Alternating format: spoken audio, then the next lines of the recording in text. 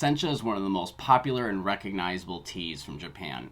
It accounts for about 70 to 80% of tea produced on the island. Sencha can be bitter, sweet, grassy, floral, vegetal, and everything in between because of the number of different cultivars used and production techniques used to create Sencha.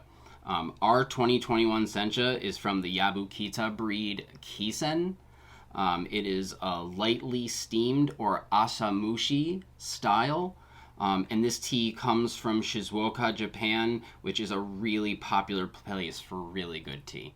Traditionally speaking, Sencha do would be the correct way to steep Sencha, which goes around the idea of using a traditional kyusu, and by starting with a higher initial first steep, around 30 to 45 seconds, and then decreasing the time over the next 2 steeps.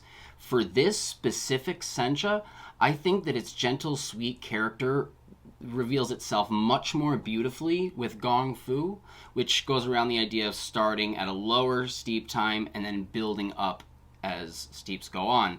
The reason that I really like to brew this tea that way is because you get this nice initial first steep that just gets you in the realm of knowing, okay, we're about to have a Japanese green tea. And then you get into the second tea and steep, and you really start to get this more full character. And then the third, fourth, fifth, however many steeps you want to go after that will build off of the steep prior to it. And for this Sencha specifically, I really think that this is my preferred method to make it. So make it how you like it, but if you're asking the dealer's choice, this is how I prefer to brew it. So the way that we have it on the package is 3 to 4 grams per 100 milliliters.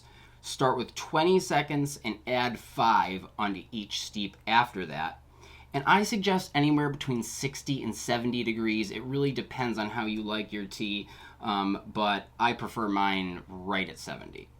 So, no need for a rinse. You are more than welcome to warm up your vessel if that's how you prefer to make your tea. But we are going to be using 3.5, so right in the middle per 100 mil. So 3.5 in a 100 mil vessel. And we're going to steep for 20 seconds.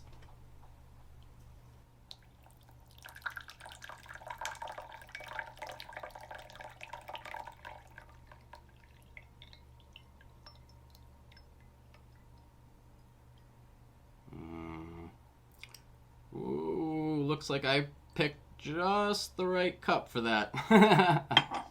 The other thing I really like about Japanese green teas is because you're steeping them at cooler temperatures, you don't really have to wait that long for them to cool down enough to drink. So cheers. We're going to enjoy this little of this first steep of Kisen Sencha 2021. Oh, sweet, lightly grassy, lightly, get some really nice light squash notes. Lightly floral, really round. This is the reason a lot of the Sencha that I see from other vendors are like they have these really strong, really characters that when you sip it, you go like, whoa, like that is something crazy.